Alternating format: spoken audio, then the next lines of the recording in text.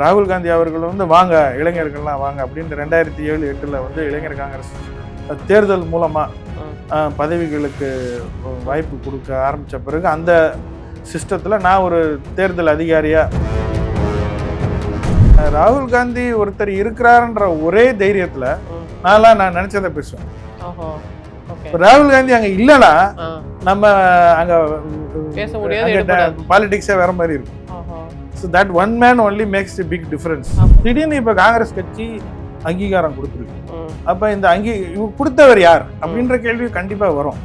ஆனால் என்ன செய்ய போறாரு அப்படின்ற ஒரு பெரிய எதிர்பார்ப்பும் இருக்கு. ரைட், இவர் வந்து ஒரு இந்த மாதிரி ஒரு பின்னணியத்துலேருந்து வந்திருக்கிறாரு, வெரி குட். இப்போ இவருடைய கன்னி பேச்சு என்ன அப்படின்ற கேள்வி தான் எங்கள் வீட்டு தெருவிலேயே இருக்கு.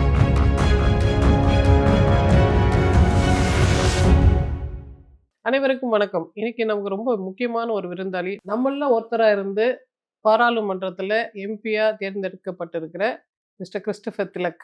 நமக்கு ரொம்ப பரிச்சயமான நபர். நம்ம எப்பவுமே அவர் அறிமுகப்படுத்தும் போது இந்தியா முழுக்க பயணித்தவர், எல்லாரோட நிலைமையும் தெரிந்தவர், எல்லாத்த பத்தியும் கருத்து சொல்லக்கூடியவர், சிறந்த நம்மளோட ஒரு பிரதிநிதின்னு சொல்லுவோம். இப்போ நம்மளை ரெப்ரசென்ட் பண்றதுக்கு அவர் எம்பியா ராஜ்யசபாக்கு போறாரு. Will start by congratulating him. Congratulation sir, we are so very happy. Thank you such very a much. great representative for us. எங்கலேருந்து ஒருத்தர், அதுவும் ஒரு நான் நெப்போ பர்சன். உங்கள் பரம்பரையில் யாரும் பொலிட்டிஷியன் கிடையாது இல்லை சார்? இல்லை. Can you tell me about the journey? நீங்கள் முதல்ல ஒரிஜினலி மண்ணின் மைந்தனாக ராஜ்யசபா போகிற அந்த பயணத்தை பற்றி சொல்லுங்கள். இதில் வந்து ஃபஸ்ட்டு ஸ்டார்ட் பண்ணணும்னா ஒரு ஆஸ்பிரேஷன், எல்லாருக்கும் ஆஸ்பிரேஷன், ஒரு இது ஆகணும் அப்படின்னு ஒரு எண்ணம் வந்து சிறு வயசுலேயே உருவாகும்.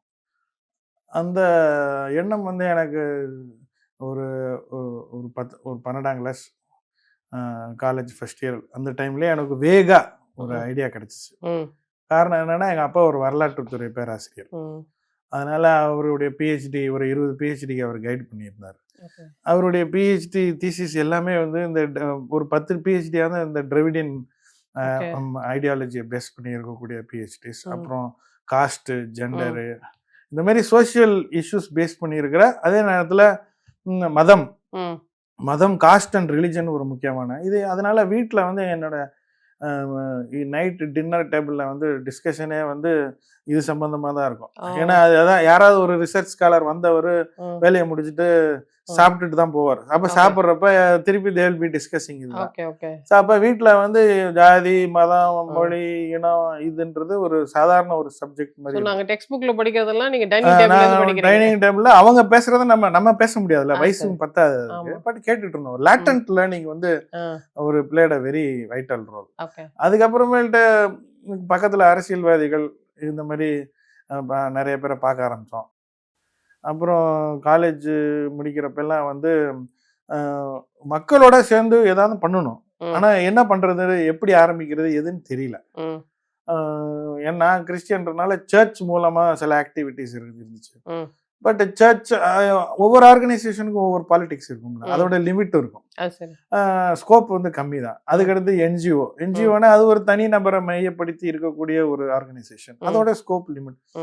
பட் காலேஜ் முடிக்கிறப்ப I came to understand that government politics has a very big reach. அப்போ அதுக்குள்ளே போய் நம்ம எதுவும் பண்ணணும். ரெண்டாவது, நான் வந்து என்னுடைய ஜாதி, மத, மொழி அடையாளங்களை தாண்டி நம்ம வந்து ரீச் பண்ணணும் அப்படின்றதுல எனக்கு ஒரு ஈடுபாடு இருந்துச்சு. காரணம், எங்கள் அப்பாவுக்கு வந்து ஒரு உலக பார்வை இருந்துச்சு. Plus he was a strong Nehruvian who had good inclination towards Ambedkar, Periyar. ஒரு மாடர்ன் ஐடியாவோட, ஒரு மாடர்னிட்டியோட கனெக்டட் பர்சன். அதாவது modern concepts of justice, democracy. உங்க ஃபாதர் வந்து வெளிநாட்டுல எல்லாம் போய் அவர் பிஹெச்டி பண்ணது வெளிநாட்டில் பண்ணார். அவர் வந்து ஹைடல்பர்க்ல தான் அவருடைய 5 வருஷம், அதுவும் ஹும்போல்ட் ஸ்காலர்ஷிப்னு ஒரு ரொம்ப ஃபேமஸான ஒரு ஸ்காலர்ஷிப்ல தான் படித்தார். அவர் வந்து மாடு மேய்ச்சிக்கிட்டு இருந்த ஒரு பேக்ரவுண்டில் தான் வந்தார். பட் அவர் மிஷினரி ஸ்கூலில் போய் படித்து, அப்புறம் மெட்ராஸ் கிறிஸ்டியன் காலேஜில் படித்து, அப்புறம் இது என்னன்னா அப்பாவுடைய வழியில். My mom was basically from a much better, relatively better. எங்கள் தாத்தா வந்து அந்த காலத்துலேயே அண்ணாமலை யூனிவர்சிட்டியில் சங்கீத பூஷணம் படித்தார். ஐ மீன் மியூசிக் படிச்சுட்டு அந்த ரூட்டில் வந்தவர். ஸோ ஒரு பேசிக் ஒரு சைல்டுஹுட் வந்து was better for my mom.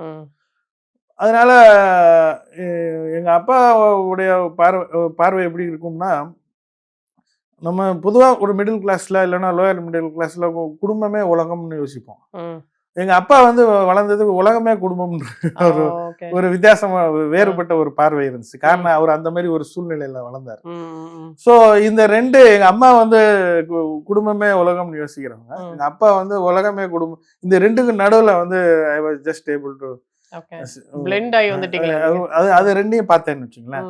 So இதுதான் என்னுடைய ஃபார்மேட்டிவ் இயர்ஸ். ஆனா என்னுடைய காலேஜ் முடிக்கிறப்ப நான் என்னுடைய MBA வேற பண்ணேன். இன்ஜினியரிங் காலேஜ்லயும் எனக்கு ஒருத்தர் சீனியர், பிரபாகரன்ற சீனியரா இருந்தாப்புல. அவன் எனக்கு MBAலையும் சீனியரா இருந்தாப்புல. அவங்க அப்பா வந்து நாங்க MBA முடிக்கிறப்ப அவங்க அப்பா வந்து ராஜ்யசபா மெம்பர் ஆயிட்டாரு. ADMKல. அவர் பேர் நிறைய குலத்தான். இப்பயும் அவர் இப்ப சதன் பிரபாகர் என்ன பண்ணாப்புல, கோர்ஸ் முடிச்சுட்டு அவங்க அப்பா அங்க MP இருக்கிறதுனால சிவில் சர்வீஸ் படிக்க போறேன்னு கிளம்பி போயிட்டாப்புல. அப்ப நான் வந்து I was not much interested to get into this profit making business enterprises. Not much interest. ஏதோ ஒரு காரணத்தை சொல்லி, நம்ம ஊர்ல ஏதாவது ஒரு வேற ஒரு காரணம் சொன்னாதான் நீங்க வந்து நீங்க யோசிச்சதை பண்ண முடியும். அதுக்கு ஜஸ்டிஃபிகேஷன் இல்லைன்னா நீங்க வெளியிலேயே விட மாட்டாங்க. அதனால சிவில் சர்வீஸ் அப்படி பண்ணி எங்க அப்பா சரி நீ கிளம்பி போனா, மை டாட் என்கரேஜ். நான் இன்ஜினியரிங் பண்ணி முடிச்ச உடனே நம்ம வந்து கண்டிப்பா இன்ஜினியரிங் நம்மளுக்கு பிடிச்ச சப்ஜெக்ட் இல்லைன்றது மட்டும் தான் நான் கண்டுபிடிச்சேன். MBA பண்ணி முடிச்ச பிறகு சரி பிசினஸ் வந்து நம்மளுக்கு பிடிச்ச சப்ஜெக்ட் இல்லைன்னு கண்டுபிடிச்சேன். ஸோ அதனால எது பிடிக்க நம்மளுக்கு ஒத்து வரலான்னு கண்டுபிடிக்கிறது, எது ஒத்து வரும்னு கண்டுபிடிக்கிறதுக்கு அப்ப நான் கிளம்பி டெல்லிக்கு போனப்ப இவர் வீடு, அந்த ராஜ்யசபா மெம்பர் வீட்டில் இருந்தேன். அப்ப ஐ ஸ்டார்டட் கெட்டிங் கனெக்டட். அப்புறம் அதுக்கான சிவில் சர்வீஸ் படிக்கிறோன்ற பேர்ல போனா கூட அந்த basics needed for understanding India, concept of India, அதெல்லாம் கொஞ்சம் நாங்க படிக்க ஆரம்பிச்சேன். அங்க நேரு மெமோரியல் லைப்ரரியில போய் ஒரு மெம்பரா சேர்ந்து அங்க வந்து சிவில் சர்வீஸ்க்கு படிக்கிறோமோ இல்லையோ மற்ற விஷயங்கள்லாம் கொஞ்சம் நிறைய படிச்சேன். ரொம்ப ஹிஸ்டரி, இப்போ NCERT புக்ஸ் எல்லாம் வந்து 8ஆம் கிளாஸ் 9ஆம் கிளாஸ் 10ஆம் கிளாஸ் NCERT புக்ஸ் தான் வந்து சிவில் சர்வீஸ்க்கே ப்ரிஸ்கிரைப் பண்ணுவாங்க அப்ப, to understand ancient medieval and modern. இப்போ இதெல்லாம் வந்து நம்ம இருக்கிற எஜுகேஷன் சிஸ்டம், இங்க இருக்கிற ஆஸ்பிரேஷன்ஸ் வந்து நீங்க இன்ஜினியர் ஆகணும், டாக்டர் ஆகணும், இந்த ரேட் ரேஸ்ல வந்து we don't give good importance, any importance for these subjects. அப்புறமேல கான்ஸ்டிடியூஷன் என்ன, டிடி பாஸ்னு ஒருத்தர் எழுதின புக்கை தான் ஃபுல்லா வருஷம் ஃபுல்லா படிப்போம்.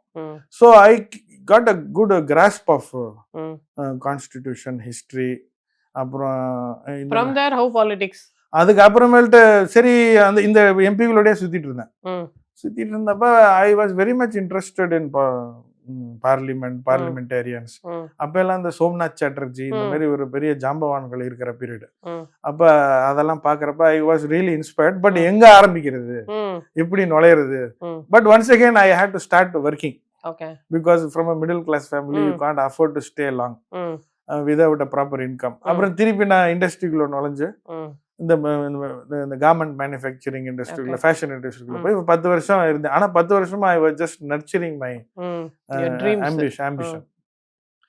அப்புறமேல்ட்டு ஒரு பாயிண்ட் ஆஃப் டைம்ல வந்து okay, now I have to do something which I really want to do. ஓரளவுக்கு காசு எல்லாம் ஏதோ சேர்த்து, மினிமம் சேர்த்து ஏதோ செட்டில் பண்ணிட்டு குடும்பத்துக்கெல்லாம் செட்டில் பண்ணிட்டு டக்குன்னு I jumped into full time politics. That was around 2007-8ல. 2008க்குள்ள வந்த பிறகு ஃபுல் டைமா காங்கிரஸ் பார்ட்டில. Ideologically I was very much inclined with Congress தான். Why Congress? Because of my dad. First of all, he was a Nehruvian. அப்ப what does it mean? Nehruvian என்ன? Nehruvian it is all about scientific temper, modern ideas of justice and democracy. அப்புறம் இதெல்லாம் அவருடைய rational thinking, முக்கியத்துவம். அவருடைய நேரு பீரியட்ல அவருடைய administration வந்து அவர் பிரைம் மினிஸ்டரா இருந்தாலும் he gave a lot of space for ideas of federalism, regional sentiments, எல்லாத்துக்கும் ஸ்பேஸ் கொடுத்தாங்க. அதே நேரத்தில் they kept everything to the maximum under check. So அந்த மாதிரி ஒரு லிபரல் வியூ உள்ள ஒரு மனிதர் வந்து தேவை அப்படின்ற புரிதல் எனக்கு சின்ன வயசுல இருந்து இருந்துச்சு. So plus various other social factors which was not very much conducive for me to be part of Dravidian parties, okay. அதுவும் இருந்துச்சு. என்ன மாரி ஒரு ஆளுக்கு வந்து ஒரு நேஷனல் பார்ட்டி, முக்கியமா காங்கிரஸ் மாரி ஒரு பார்ட்டில தான் இடம் கிடைக்கும், இடம் இருக்கு. இட் ப்ரூவ்ஸ் இப்ப நீங்க காங்கிரஸ் பார்ட்டில தானே எம்பி ஆயிருந்திருக்கீங்க. கரெக்ட். வேற எந்த கட்சியில இந்த சேர்ந்திருந்தாலும் கட்சியில வந்து இந்த மாதிரி ஒரு சோஷியல் பேக்ரவுண்ட்ல இருந்து வரவங்களுக்கு, சோசியோ எக்கனாமிக் பேக்ரவுண்ட்ல இருந்து வரவங்களுக்கு வாய்ப்பு கிடைக்கிறது கஷ்டம். கஷ்டம் இன்னைக்கும். அதாவது வெறும் சிம்பலிசத்துக்கு ஆள் கொண்டு வர்றது வேற, டோக்கனிசம் பண்றது வேற. டோக்கனிசம் பண்றது வேற. நான் இவ்வளவு பேசின பிறகு எங்க கட்சியில வந்து என்னை வந்து இன்னைக்கு முன்னிறுத்தி இருக்கிறாங்கன்னா, I am very pretty much vocal in my party, which many of my colleagues will be endorsing. So இதுதான் நான் வந்து how I entered politics.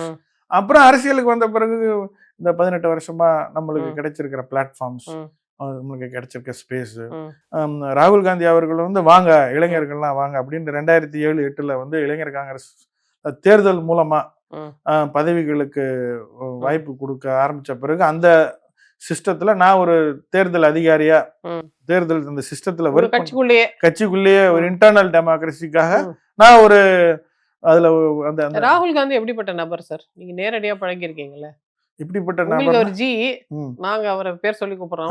அவர் எப்படிப்பட்ட நபர்? எப்படிப்பட்ட நபர்னா அவர் ரொம்ப சின்சியரான சிம்பிளான பர்சன். ஓகே. அவர் வந்து அரசியலை வந்து பவர் ஓரியன்டேஷன்ல மட்டும் பார்க்காம பெயின் ஓரியன்டேஷன்ல இருந்து பார்க்குற ஒரு. அப்படின்னா அரசியல் அதிகாரம் வந்து சமுதாயத்துல வலியோட இருக்கக்கூடிய பெரும்பான்மையான மக்களை எப்படி வந்து மேம்படுத்த முடியும்ன்ற ஒரு கண்ணோட்டத்துல பாக்குற ஒரு எம்பத்தைஸ் பண்ணி பார்க்கக்கூடிய ஒரு நபர். காரணம் என்னன்னா, he has gone through so much of pain at a very young age. எல்லாத்தையும் நிறைய விஷயங்களை பார்த்திருக்காரா. ஸோ அதனால அடுத்தவங்களுடைய வலி என்னன்றத உணரக்கூடிய ஒரு மனிதர் அவர். அதனால அவருடைய அரசியல் அப்ரோச் வந்து நிறைய பேர்த்துக்கு வந்து அந்த அதிகார வர்க்கத்திலேயே ஊறி வளர்ந்து வந்திருக்காங்க பார்த்தீங்களா, அவங்களுக்கு வந்து அது எரிச்சலாகவும் இருக்கும், எதிர்ப்பாகவும் பார்ப்பாங்கன்னு. பட் அவர் அப்படிப்பட்ட ஒரு நபர் வந்து இன்னைக்கு இந்திய அரசியல்ல இப்படி ஒரு ஸ்டெப் எடுத்தனாலதான் ஐடியாலஜிக்கலா RSS மாதிரி ஒரு சக்தியை வந்து, ஒரு ஆர்கனைஸ்டு சக்தியை வந்து நம்ம எதிர்கொள்வதற்கு அந்த மாதிரி கமிட்மெண்ட் இல்லைன்னா யூ கேனாட் வித்ஸ்டாண்ட். உண்மையிலே கிட்டத்தட்ட RSSல ஒரு ஸ்வயம் சேவக் வந்து அவங்க வாழ்க்கையை அர்ப்பணிக்கிற மாதிரி தான் ராகுல் காந்தி அவர் வாழ்க்கையை அர்ப்பணிச்சிருக்காரு. பட் அவங்களுடைய அர்ப்பணிப்பு வந்து மனித நேயத்துக்கு விரோதமானது, மனிதாபிமானமானது. அதனால உண்மையாக ஏன்னா நீங்க வெறும் அந்த முதல் ஸ்டேட்மெண்ட்டை மட்டும் சொல்லிட்டு ஒரு கேப் விட்டுட்டீங்கன்னு வச்சுங்களேன், அதை மட்டும் வெட்டி அவங்க வேற மாதிரி கொண்டு போயிருவாங்க. கரெக்ட். அதனால நீங்க அதோட சேர்ந்து உங்க டிஸ்க்ளைமரே சேர்த்து அட்டாச் மொத்தமா சொல்லுங்க. that is what I feel. நீங்க கன்வின்ஸ்டா இருக்கீங்களா? இப்ப ராகுல் காந்தி வந்து இப்ப நீங்க வந்து we are convinced, நீங்க வந்து முதல் தலைமுறை அரசியல்வாதி, நீங்க எம்பி ஆயிருந்திருக்கிறீங்க ராஜ்யசபால, இவ்வளவு டிஃபிகல்டிஸ்லயும் நீங்க தான் எம்பி ஆயிருக்கிறீங்கன்றப்போ, அப்ப இவ்வளவு நாள் ராகுல் காந்தி சொல்லிட்டே இருக்கிறாரு இந்த மாதிரி எமான்சிபேஷன் பண்ணணும், மார்ஜினலைஸ் பீப்புளுக்கு தான் நம்ம ஃபர்ஸ்ட் ஆப்பர்ச்சுனிட்டி கொடுக்கணும், விமனுக்கு கொடுக்கணும் அப்படிலாம் அவர் சொன்னது, அதன்படி தான் அவர் செய்யறாரு, அவர் சொன்ன வார்த்தையை அவர் காப்பாத்துறாருன்றதை நீங்க இப்ப நிரூபிச்சிருக்கிறீங்க. ஆனா நீங்க உள்ளேருந்து பார்த்தவர் இல்ல, உங்களுக்கு என்ன தோணுது? 18 வருஷத்துக்கு முன்னாடி எப்படி என்ட்ரானோ அப்ப என்ன மாதிரி பேசிட்டு இருந்தோன்னா அதே மாதிரி தான் இன்னைக்கு வரைக்கும் தேவையான இடங்கள்ல இடம் பொருள் லேபிள் பார்த்து நான் பேசுறதுக்கான ஒரு ஸ்பேஸ், டெமோக்ராட்டிக் ஸ்பேஸ் வந்து காங்கிரஸ் கட்சியில இருக்கு. அதுக்கு மெயின் காரணம் வந்து அன்னை சோனியா காந்தி அவர்களும் ராகுல் காந்தி அவர்களும் நிறைய நேரங்கள்ல பொது இந்த மாதிரி ஒரு 10 பேர் 20 பேர் 30 பேர் தமிழ்நாட்டில இருந்து ஒரு 20-30 தலைவர்கள் சேர்ந்து உட்காரக்கூடிய சபையில ராகுல் காந்தி ஒருத்தர் இருக்கிறாருன்ற ஒரே தைரியத்துல நான் நினைச்சதை பேசுவேன். ராகுல் காந்தி அங்க இல்லனா நம்ம அங்க பாலிடிக்ஸே வேற மாதிரி இருக்கும். So that one man only makes a big difference of bringing in some sort of a sense of democracy. அதுதான் அங்க இருக்கிற பாயிண்ட். ஓகே.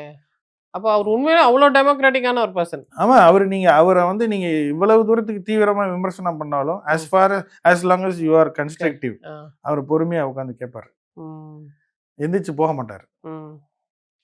அத வந்து நானே நிறைய தடவை அவர்கிட்ட ஜாலியா சொல்றத சொல்லிடுவேன். அவர் வந்து கூர்ந்து ரைட், இதுனா என்ன அதுனா என்ன அப்படின்னு மணிக்கணக்கா ஆர்கியூ பண்ண டைம்லாம் இருக்கு, அலாங் வித் மை கலீக்ஸ். அதனால என்னோட இன்னொரு கலிக்கும் அவரும் ஹீட்டட் ஆர்கியூமெண்ட்ல 2 பேரும் எந்திரிச்சிட்டாங்க ஒரு தடவை. எந்திரிச்சு டிஸ்கஸ் பண்ணிட்டு then they settled. So basically the old concept of discussion, deliberation, debate, அப்புறம் இந்த மாதிரி ஒரு இது வந்து ஒரு தீசிஸ், ஒரு ஆன்டி தீசிஸ், ஒரு சிந்தசிஸ், இதெல்லாம் எப்போ வரும்? இப்போ இங்க இருக்கிற நிறைய கட்சிகள்ல கட்சி தலைவரை போய் பார்க்கறது பெரிய விஷயம். ஒரு பூல கும்பிடு போடணும், இல்ல மொத்தமா தரையிலே விழுந்துடணும் அப்படிலாம் சில ஹைரார்கிஸ் இருக்குல்ல. உங்க கட்சியில அந்த ஹைரார்கி இல்லையா? ஹைரார்கி இருக்கு. ஹைரார்கிஸ் இல்லாம ஆர்கனைசேஷன் இருக்காது. பட் ஹைரார்கிஸ் எவ்வளவு தூரத்துக்கு டைனமிக்கா இருக்குன்னு, அஃப்கோர்ஸ் காங்கிரஸ் கட்சியிலயும் இதுக்கு முன்னாடி வந்து இந்த காந்தி ஃபேமிலின்றவங்கள தவிர மிச்சவங்க எல்லாருமே ஹைரார்கியை ரொம்ப ஸ்ட்ரிஞ்சென்ட்டா ஃபாலோ பண்ணிட்டு தான் இருக்கிறாங்க. நீங்க வந்து வெறும் ராகுல் காந்தி மட்டும் இப்படி இருக்காதனால கட்சியை எப்படி டெமோக்ராட்டிக்கா இருக்குன்னு நினைச்சிடாதீங்க. There's a big difference between அவங்க இண்டிவிஜுவலா அப்படி இருக்காங்க. அவங்க மட்டும்தான் அப்படி. மத்தவங்க எல்லாம் வந்து இன்னமும் குனிஞ்சு நின்றுகிட்டு இருக்கவங்க பண்ணை அரசியல, அது எல்லா கட்சிகளும் இருக்கு, இங்கேயும் இருக்கு. அந்த பண்ணையார் தனங்கள் இருக்கு. பண்ணையார் தரம்னா ஒரு காங்கிரஸ்ல மட்டும் இருக்குன்னு பொதுவா எல்லாருக்கும் இருக்கு. நீங்க இந்த வார்த்தையை உபயோகப்படுத்தினாவே உடனே காங்கிரஸ் மட்டும்தான் அப்படின்னு. எல்லா திராவிட கட்சிகள்லயும் நீங்க வந்து நான் கூட ஜாலியா சொல்லுவேன், மிலிட்ரியில நீங்க பாத்திருக்கீங்களா அந்த ட்ரைனிங் கிரவுண்ட்ல வந்து ஒயர் கட்டி வச்சிருப்பாங்க, அதுக்கு கீழே வந்து தவழ்ந்து போய் அங்கிட்டு நீங்க அது மாதிரிதான் முதலமைச்சரே தவழ்ந்து போய் தான் முதலமைச்சர். அப்ப அதுல மிலிட்ரியோட இங்க பயங்கரமான ட்ரைனிங் கொடுத்துருக்காங்க ஏடிஎம்கேல. இத போய் நீங்க இதெல்லாம் நீங்க பண்ண அரசியல் இல்லையா? அப்புறம் அது நீங்க பர்சனலா எடுத்துக்காதீங்க. நான் பொதுவா இப்ப எல்லா அரசியல் கட்சியிலயும் ஒரு தலைவரை போய் சந்திக்கிறது அவ்வளவு ஈஸி இல்ல.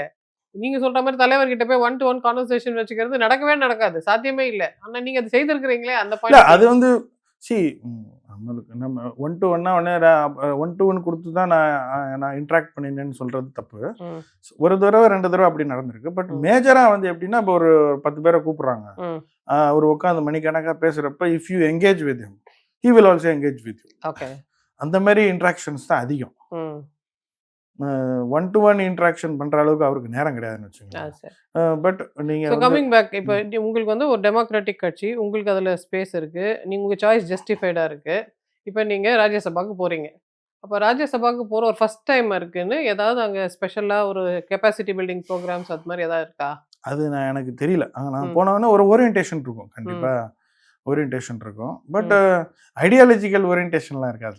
ஆல்ரெடி ஒரு ப்ரொசீஜரல் ஓரியன்டேஷன் மட்டும் தான் இருக்குன்னு வச்சுக்கலாம். இன்ஃபேக்ட் ராஜ்யசபாக்கு போறவங்க வந்து மத்தவங்கள ஓரியன்ட் பண்ணணும் ideologically. when you that is what is expected for a. அப்போ பொதுமக்களுக்கு ரெண்டுமே ஒரு விதமான சபான்னு தான் தெரியுமே தவிர 2 சபை ஏன் இருக்குன்னு தெரியாதுல்ல. நீங்க ஹிஸ்டாரியனும் அது கொஞ்சம் எக்ஸ்பிளைன் பண்ண முடியுமா? ஏன் 2 சபை? ஏன் ஒன்னு லோக்சபா, ஒன்னு ராஜ்யசபா? பிரிட்டிஷ் பார்லிமெண்ட்ன்றது 1200 சொச்சத்திலேயே ஆரம்பிக்கப்பட்ட ஒரு செட்டப். அதுல வந்து 2 பிரிவு, ஒன்னு வந்து ஹவுஸ் ஆஃப் காமன்ஸ், இன்னொன்னு வந்து ஹவுஸ் ஆஃப் லார்ட்ஸ். இப்படி ஒரு செட்டப் இருந்துச்சு. இதே செட்டப் இந்தியாவுக்கு கொண்டு வரப்ப, பார்லிமெண்டரி சிஸ்டம் கொண்டு வரப்ப, இங்க ஹவுஸ் ஆஃப் காமன்ஸ்ன்றது லோக்சபா, ஹவுஸ் ஆஃப் லார்ட்ஸ்ன்றது ராஜ்யசபா. இத அந்த ஸ்பீக்கர்ஸ் அந்த எல்லா சிஸ்டத்தையும் அப்படியே இங்க ஃபாலோ பண்ணிக்கிட்டாங்க. இது ஸோ இதனுடைய அங்க house of commons, house of லார்ட்ஸ்னா இந்த மன்னர் பரம்பரை மொனார்கியில இருந்து நம்ம வந்து டெமோக்ரஸிக்கு மாறுறப்ப இந்த மொனார்கியை வந்து மொத்தமா இவங்க டிஸ்கார்ட் பண்ணாம இந்த மொனார்கியில இருந்து வர ரெப்ரசன்டேட்டிவ்ஸ்க்கு upper house, house of lords, அதான் பேரே லார்ட்ஸ். லார்டு லபகதாஸ் சொல்றாங்கல்ல, அதான் லார்ட்ஸ். அந்த லார்டு லபகதாஸ்க்கு ஒரு ஹவுஸ், காமன் பீப்புளுக்கு ஒரு ஹவுஸ். அந்த மாடலை தான் இங்க வந்து ஃபாலோ பண்ணியிருக்காங்க. அதனால இப்ப நான் வந்து லார்டு லபகதாஸ் குரூப்ல என்ன போட்டுருக்காங்க. So இப்போ what is expected out of you? So much of expectation. Because இந்த 6 எம்பிகளை வந்து இப்ப தேர்ந்தெடுத்தாங்க. அதுல வந்து நான் ஏதோ சரி அப்படியே நான் ரொம்ப அப்படியே இன்வெஸ்டிபிளா இருந்துட்டு அமைதியா வெளியில வந்துடலாம்னு பார்த்தா மீடியா வந்து அந்த 3-4 days வந்து அந்த 6ல வந்து எனக்கு தான் மேக்சிமம் ஹைப் கொடுத்தாங்க. ஐ திங்க் என்னுடைய கேஸ்ல தான் அவங்களுக்கு வந்து இந்த to be very honest sir, எங்களை பொறுத்த வரைக்கும் அப்கோர்ஸ் உங்களுக்குன்னு நிறைய வேல்யூஸ் இருக்கு, நீங்க எஜுகேட்டட் பர்சன், இவ்வளவு எஃபர்ட் போட்டிருக்கீங்க, காங்கிரஸ்ல நீங்க ரொம்ப விசிபிளான ஒரு லீடர். தமிழ்நாட்டில் இருக்க பப்ளிக்கை பொறுத்த வரைக்கும் நீங்க you're nobody from nowhere, suddenly இவர் என்னடா எம்பி ஆயிருக்காருன்னு அவங்களுக்கு ஒரு ஆச்சரிய குறி இருக்கும் இல்லையா? கண்டிப்பா. அதாவது இத வந்து பொதுவா நீங்க எப்படி பார்க்கணும்னா, இப்ப சினிமாவில் வந்து ஆக்டர்ஸு ஸ்க்ரீனில் தெரிகிறவங்க ஒருத்தவங்க, ஆனால் அந்த ஸ்க்ரீனுக்கு பின்னாடியே வேலை பார்த்தவங்க ஏகப்பட்ட பேர் இருக்காங்க. அதெல்லாம் வந்து ரொம்ப ஒரு காலகட்டத்தில் யார் கேமராமேன்றதுலாம் வெளியில் தெரியல. சந்தோஷ் சிவன் மாதிரி ஒரு ஆள் வந்த பிறகுதான் கேமராமேனுக்குலாம் ஒரு முக்கியத்துவம் வந்துச்சு. அதே மாதிரி தான் பல விஷயங்கள். அதே மாதிரி தான் இப்போ நான்லாம் வந்து எங்கள் கட்சியில் பிஹைண்ட் தி சீன் பிளேயராக ஆர்கனைசேஷனெல்லாம் எங்கெங்கேயோ போய் வேலை பார்த்துட்டு இருந்தோம். திடீர்னு இப்போ காங்கிரஸ் கட்சி அங்கீகாரம் கொடுத்துருக்கு. அப்ப இந்த கொடுத்தவர் யார் அப்படின்ற கேள்வி கண்டிப்பா வரும். ஆனா என்ன செய்ய போறாரு அப்படின்ற ஒரு பெரிய எதிர்பார்ப்பும் இருக்கு. ரைட், இவர் வந்து ஒரு இந்த மாதிரி ஒரு பின்னணியத்துல இருந்து வந்திருக்கிறாரு, வெரி குட். இப்ப இவருடைய கன்னி பேச்சு என்ன அப்படின்ற கேள்விதான் எங்க வீட்டு தெருவிலேயே இருக்கு. Very good. எங்க வீட்டு தெருவுல பெரிய ஆச்சரியக்குறி. ஏன்னா நேற்று வரைக்கும் நம்ம கூட காலையில காப்பி கடைக்கு வந்துட்டு இருந்தாரு. இப்ப திடீர்னு இவர் பாட்டுக்கு எம்பின்றாரு. ஃபர்ஸ்ட் நிறைய பேர் நம்பல, இது ஏதோ விட்டுட்டாங்க. அப்புறமேட்டு டிவி இது அது எங்க வீட்லயே நம்பல. எங்க வீட்லயே ஏகப்பட்ட குழப்பம். அரசியல் தெரிஞ்சவங்களுக்கு புரிஞ்சிருச்சு. அரசியல் இதுல பெரிய விஷயம் என்னன்னா, 4ஆம் தேதி வந்து எனக்கு பேப்பர்ஸ் ரெடி பண்ண சொல்லிட்டாங்க. நான் வீட்டுக்கு போய் என்கிட்ட பர்சனலா என்னோட பேர்ல சொத்து ஒன்றும் கிடையாது.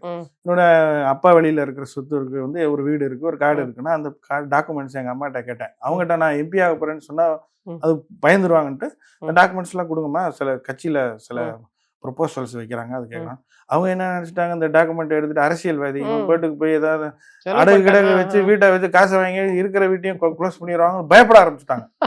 எனக்கு இது எப்படி எக்ஸ்பிளைன் பண்றதுன்னே தெரியல. பட் ஏன்னா பேர் அறிவிக்கிற வரைக்கும் எதுவும் நிச்சயம் இல்லை அப்படின்றதுனால, ஸோ இந்த மாதிரி ஒரு இந்த ஒரு எதிர்பார்க்காத ஒரு திருப்பம் தான் இது. அதனால எங்க குடும்பத்திலேயே வந்து, ஏன்னா எங்க குடும்பத்துல யாருமே ஒரு கவுன்சிலர் எலெக்ஷன் கூட நின்னது கிடையாது, அரசியல் ஈடுபாடே இல்லை. அதனால இத வந்து ஃபர்ஸ்ட் நம்ம எப்படி மக்கள்கிட்ட வந்து புரிய வைக்கிறது. ஆனா ரைட், வெரி குட். இவர் வந்து இப்ப இந்த மாதிரி பேக்ரவுண்ட்ல இருந்து வந்திருக்கிறாரு. இவர் என்ன பண்ண போறாரு?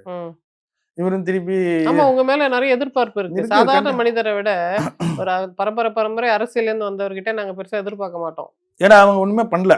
அதனால இதுக்கு முன்னாடி வாய்ப்பு கொடுத்ததே வந்து எங்களை ரெப்ரசன்ட் பண்றதுக்கு தான். நீங்களாவது ஏதாவது மாற்றம் கொண்டாடுவீங்களான்னு. கரெக்ட். அதனால எதிர்பார்ப்பு இருக்கு. அதே மாதிரி இப்ப எனக்கு கூட என்னோட மென்டார் கே ராஜுன்றவர், he is the person who has molded me in the last 10 years. அவர் வந்து இப்ப ஆல்ரெடி ஸ்டார்ட் பண்ணிட்டார். கிறிஸ்டபர், நீ இப்ப வருவ இந்த சப்ஜெக்ட்ஸ் இப்படி அப்படி இப்படின்னு. ஏன்னா he was chief secretary, additional chief secretary for Andhra. He was the secretary when in Andhra when இந்த 100 நாள் வேலை திட்டம் இம்ப்ளிமெண்ட் பண்ணப்ப அவர் தான் இம்ப்ளிமெண்ட் பண்ணாரு. அதனால அவருக்கு வந்து அட்மினிஸ்ட்ரேஷன் இது இல்லை. அதனால இப்ப ஆல்ரெடி ஒரு பெரிய லிஸ்ட் எழுதி வச்சிருக்காரு, இதெல்லாம் நீ பேசின வைக்கணும்னு. இப்ப அங்க எனக்கு என்ன ராஜ்யசபால பிரச்சனை என்னன்னா, சோனியா காந்தி அம்மா, கர்கே சார், அதுக்கு அடுத்தது சிதம்பரம் சார், அதுக்கு அடுத்தது அபிஷேக் சிங்வி, ஜெயராம் ரமேஷ், இந்த மாதிரி இவங்கள்ட்ட போய் நான் இன்னும் என்ன பேச போறேன் அப்படின்றது ஒரு பெரிய கேள்வி. அதெல்லாம் நீங்க நல்லா பேசுவீங்க, நாங்க ஃபுல் நம்பிக்கையோட இருக்கிறோம். இதுதான் சார் டெமோக்ரஸியோட அழகு. நீங்க வந்து ஒரு பரம்பரையில இருந்து வந்துதான் பேசணும்னு அவசியம் இல்லை. அது மரபணுல இருந்து வரல, உங்க சொந்த உழைப்புல இருந்து நீங்க வந்திருக்கிறீங்க. நீங்க இன்னும் சிறப்பா பேசுவீங்கன்னு நாங்க எதிர்பார்க்கிறோம். ஆமா, அதுவும் கண்டிப்பா பேசுவோம். ஏன்னா உங்களை மாதிரி ஆளுங்களோட பல வருஷம் பேசி பழகிருக்கேன்ல.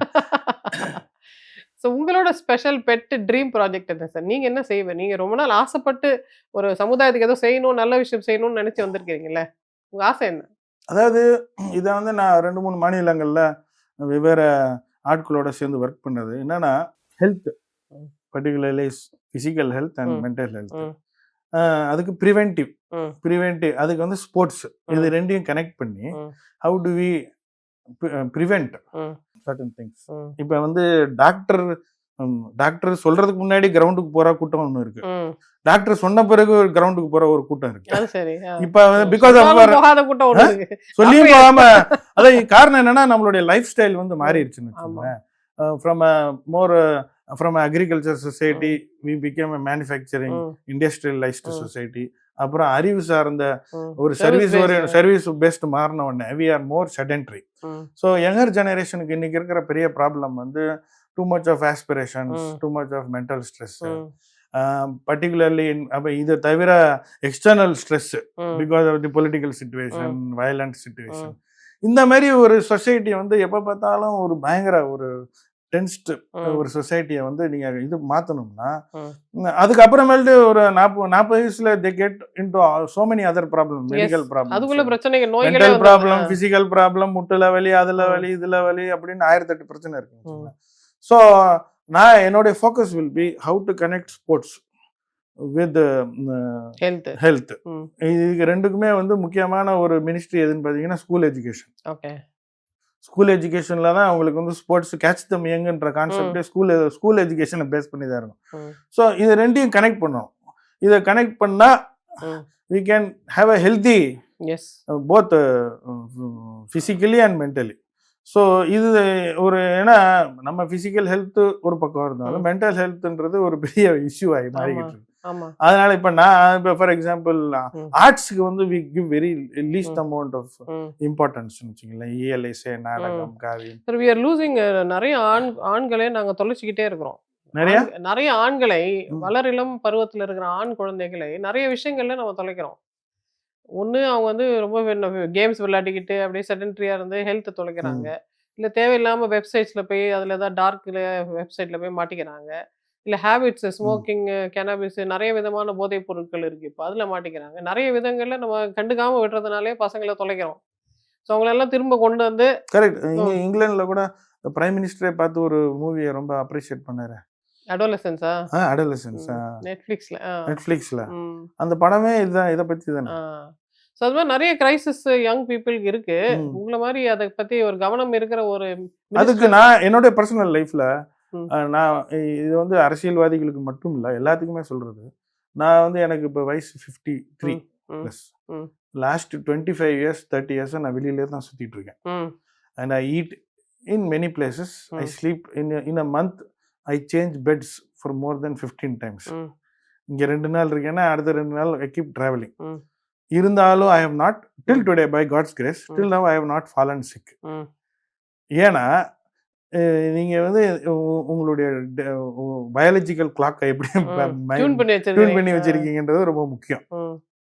நான் பார்த்த வரைக்கும் if you want to have a hell and healthy living, 4:30 பிரம்ம முகூர்த்தத்தில் எந்திரிக்கிறவங்க, அது இந்த சாமி கான்செப்ட்லாம் சொன்னாதான் மனுஷன் வந்து பயப்படுவான். பிரம்ம முகூர்த்தம் அது இதுன்னு சொன்னீங்கன்னா, ஆனால் 3:30 4 5 மணிக்கு எந்திரிச்சு யூ லிவ். அண்ட் இப்போ நான் நார்த் ஈஸ்ட்லயும் வேலை பார்க்குறேன். அங்கெல்லாம் அவங்க சன்னோட தான் வேலையை ஸ்டார்ட் பண்றாங்க, சன்னோட வேலையை முடிச்சிடுறாங்க. அங்கே வந்து லாஞ்சிவிட்டி இஸ் வெரி ஹை. 92 வயசுலயும் செட்டில் விளையாண்டுகிட்டு இருக்காரு ஒருத்தர். இதுக்கு காரணம் என்னன்னா இந்த பயாலஜிக்கல் இயற்கையோட கிளாக்கும் பயாலஜிக்கல் நம்மளுடைய கிளாக்கும் மேட்ச் ஆகுதான்றது தான் இப்போ பாயிண்ட். இங்க நம்மளுடைய சொசைட்டில வந்து நைட் லைஃப் அது இது எல்லாத்தையும் இன்க்ரீஸ் பண்றாங்க, தப்பு கிடையாது. பட் கடைசியில இதெல்லாம் பண்ணிட்டு திருப்பி டாக்டர்கிட்ட போய் அவ்வளோ காசு அள்ளி கூட்டிக்கிட்டு ஸோ இதை வந்து நம்ம மாத்துறதுக்கு ஃபர்ஸ்ட் வந்து என்னுடைய பேசிக் பாயிண்ட் வந்து health is your wealth. Correct. அதை வந்து நீங்க எப்படி ஹேண்டில் பண்றீங்க, அதுல என்ன டிசிப்ளினை கொண்டு வரீங்கன்றதே வச்சே you can handle. What about women sir? எங்களுக்கு என்ன செய்ய போறீங்க? விமென் அஃப்கோர்ஸ் என்னுடைய பிரைமரி ஃபோக்கஸ் வந்து women, Dalits, backward class communities, minorities, SC ST OBC women தான் வச்சுக்கிறேன். எல்லாத்தோட பாப்புலேஷன்ல அதிகமா இருக்கிறது விமென் தான். கரெக்ட். இப்போ வந்து நான் என்னுடைய அரசியல் இதில் வந்து புரிஞ்சுக்கிட்டது முக்கியமா என்னுடைய ஆராய்ச்சியும் 100 நாள் வேலை வாய்ப்பு திட்டம் விமெனுக்குன்னு இந்த ஸ்கீமை கொண்டு வரல. அது ஒரு ஜென்ரலா கொண்டு வந்த ஸ்கீம். அதுல ஆம்பளையும் இருக்கலாம், பொம்பளையும் இருக்கலாம், எல்லாரும் வேலை பார்க்கலாம். அதுல காஸ்ட் வைஸ்லாம் டிஸ்கிரிமினேஷன் கிடையாது, எஸ்சிக்குன்னு டார்கெட்டட் ஆடியன்ஸ்லாம் கிடையாது. பட் அதில் மேக்ஸிமம் வேலை பார்க்குறது women. So it is a great opportunity for women to come together, share their views, work together, eat together, dilute the differences. இது மாதிரி நிறைய விஷயங்கள் அதெல்லாம் நான் பார்த்துட்டேன்.